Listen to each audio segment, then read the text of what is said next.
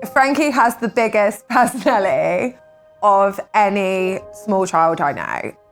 He cannot talk, but he can make himself known. He has the most hilarious facial expressions.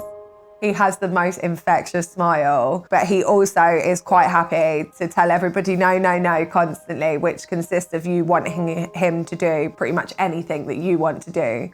When I first saw Frankè, I instantly knew that he was not a well baby. He was born very poorly. He needed to be resuscitated at birth. He was taken to intensive care that night, not expected to survive longer than the evening. And after extensive tests in intensive care, we discovered that Frankè had a very rare genetic syndrome.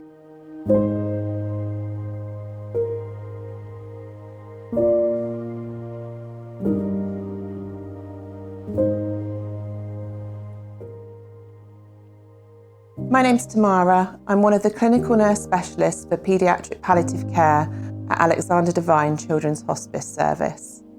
I've been looking after Frankè now for almost 4 years.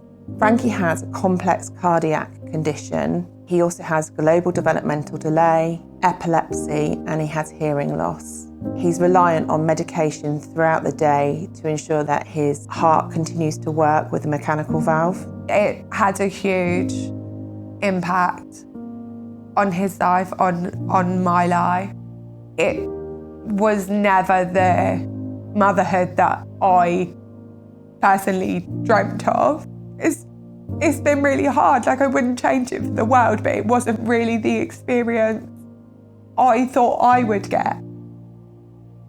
Sarah couldn't imagine being apart from Frankè, so we had to gradually develop the trust, offering play visits in the home, and Mum was always allowed to stay at the hospice with him when she first started coming. Frankè thinks the hospice is his own personal hotel. He loves to come here and swim where nobody else can splash him. He takes over the sensory room as if it was specifically made for him. I will often walk in and hear him singing or babbling away to one of the nurses. They're always sending me pictures of him smiling. He absolutely loves that. He feels very secure here. Over time, Mum's built that trust with the care team, and now she feels comfortable leaving Frankè with us, which is such an honour. We offer his mum much needed respite. I can leave him here for the whole weekend and I can just be Sarah. And I wouldn't have been able to do this without the help of Tamara and everybody here.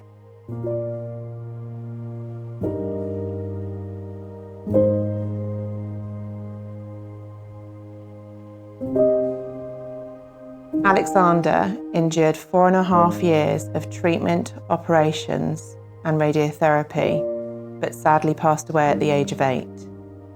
It was their experience as a family that led them to realise that Berkshire needed their own children's hospice. Alexander Devine currently supports 165 babies, children and young people with life-limiting or life-threatening conditions across Berkshire and the surrounding counties. You come through this door and there is just so much love. Everybody just gets that instant buzz. It's the happiest place in the world, and it seems so strange because yes, it is a hospice, but it really is such a happy place. The children love it here. All the staff are so amazing, and I just can't think of a better place. Sarah is an incredibly brave mum, and we're so grateful for her for sharing her story. No mother should have to go through a journey like this, but we feel honoured to be sitting beside her. I would not like to think what would happen if Alexander Devine was not there to support her. If I didn't have here that allowed me to be Sarah, I would be in the mum role 24 hours a day, 7 days a week. 83% of our funding comes from donations, fundraising and gifts in wills. That means that 50 minutes of every hour of care we deliver comes from people like you. Please do donate if you can, not just for Frankè, but for all the children who deserve to make the happiest of memories.